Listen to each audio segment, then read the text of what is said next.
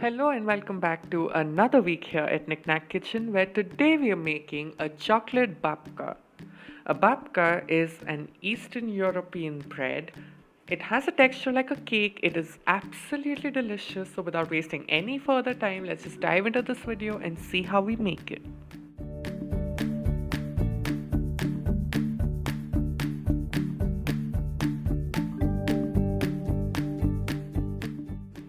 So the first thing that we'll do is make the base of our babka, which is a brioche dough.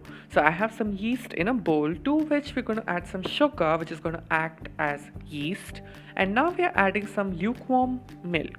Now the milk is at around 40 degrees Celsius in terms of temperature, and after 5 minutes our yeast would have bloomed. It's all foamy.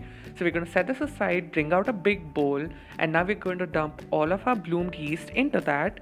And now we're going to add the remaining sugar and some egg yolks and an extra egg as well. And now we'll just mix this together until it's combined. Today I'm making the dough with an electric mixer, but you can do this completely with your hands. It's totally fine. It's just going to take you longer.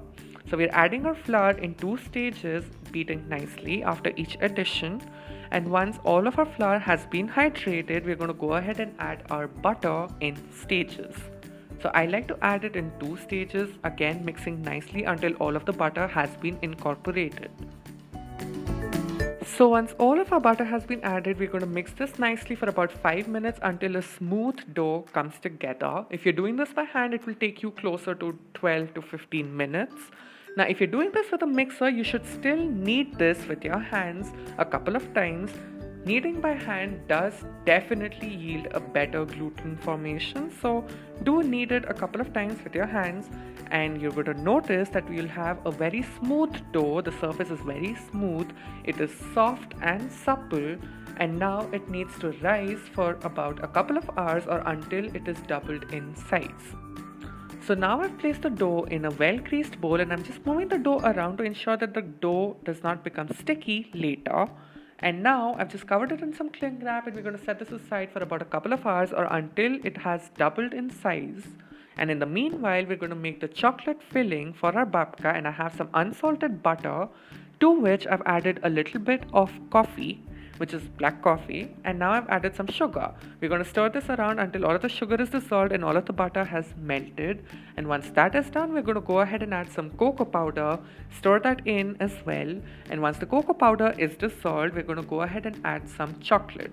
Now we're going to mix this, and you'll notice that the consistency will be a little grainy. It's a thick paste. This is what it will look like, but that's totally how it's supposed to be. So we're going to let this set aside and work on our dough. So now, as you can see, the dough has definitely risen. It's more than doubled in volume. We're going to place this on our countertop or pastry mat, and now we're just going to roll this out into a rectangle which should be around half an inch thick. The dimensions of the rectangle aren't exactly as important. Once you have the rectangle, we're going to spread out our chocolate paste. And I'm just going to point this out, you don't even need to make a paste. You can just use a ready-made chocolate spread, or Nutella works perfectly as well. And now we're just going to roll this into a tight log. The tighter you roll this, the more layers of chocolate you're going to see in the final product. And once we have our log, what I like to do is place this in the freezer for about 15 minutes. You can even place this in the refrigerator if you want. That will take a little longer. And then we're going to slice this. So placing this in the freezer really helps ensure that you get a very clean cut. And now we're just going to make the braid, for which I've pinched the logs on one end. And we're just going to alternate the 2 strips until we have a braid. This is the traditional way that a babka looks, and we're just going to go with that. And now I'm going to place this carefully in a loaf pan. We're going to cover this with some cling wrap and set this aside for about 40 to 45 minutes until it has risen to the top of the pan. Now we're going to bake this in a preheated oven, and in the meanwhile we're going to go ahead and make a sugar syrup. You can do this towards the end of your baking time. We're using equal parts of sugar and water, and we're just going to boil this until all of the sugar is dissolved. No longer than that, because we're not making any caramel here. We just need a clear sugar syrup. And as you can see, our babka is ready. It looks beautifully golden brown, but it's not done yet. The moment it's out of the oven, we're going to drench it in the sugar syrup, and we're going to use all of the sugar syrup.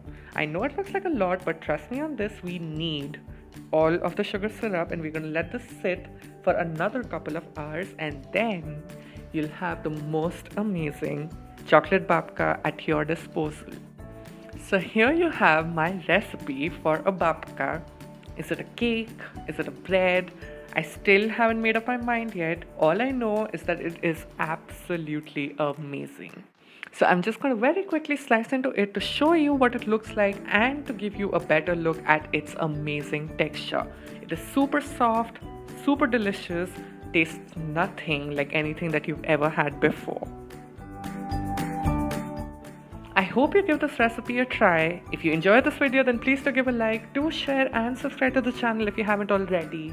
And as always, thank you so very much for watching, and I'm gonna see you next week.